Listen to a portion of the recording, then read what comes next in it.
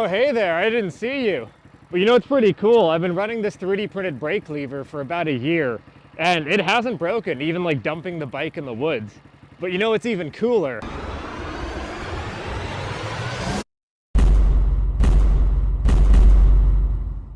All right, so we mostly think of 3D printing today as a process for making prototypes, you know, like 10 parts, maybe 100 parts.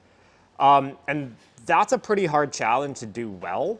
But what's even harder and more interesting to us is how do you make 1,000,000 parts that all behave the same? Like that brake lever on my motorcycle, it's worked great, but that's a one-off. How do I know that all of these brake levers in my hands will break at the same way, that have the same failure load, that will actually fit and work the same? That level of process control is something that we've been working on in 3D printing that I think is super cool.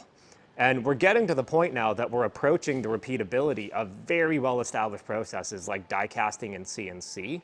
And I really want to share that data today.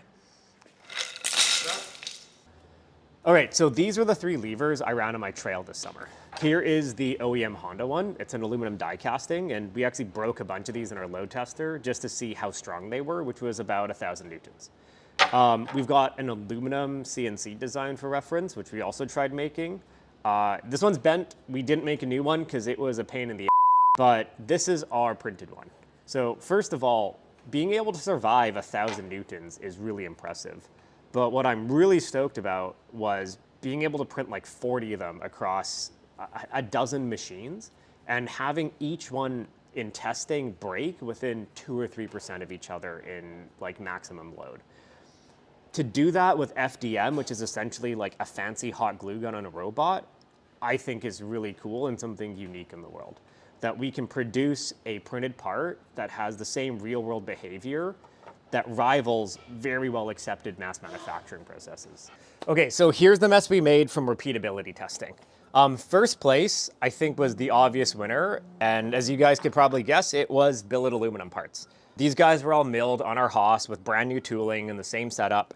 And from 6061 T6, which we sourced from a reputable vendor, every single one broke within 6 newtons of 1,000 newtons, which is what you expect from kind of the world's most well-accepted low-volume repeatable manufacturing process.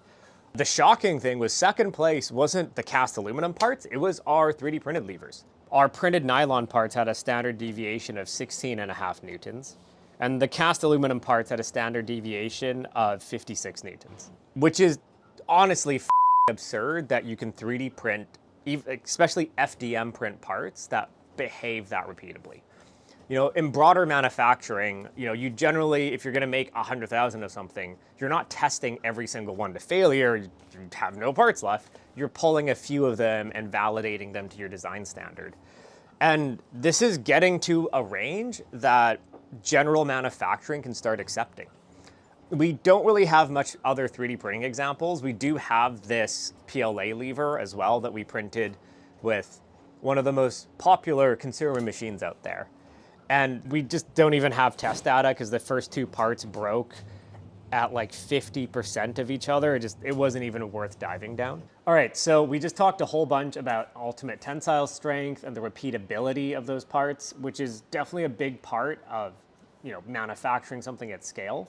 There's obviously things we didn't cover here. I just tried talking about heat deflection, isotropy, cost, and weight savings, but my last 2 hours got me bored, so I probably don't want to watch it. So you can just click on the case study below and look at all the data yourself. This whole project did really get me thinking about how much I've been trusting our 3D printed parts lately. I've been running them on my motorcycles for about a year now, and like nothing bad has happened, which honestly surprises me even though when we're building the tech.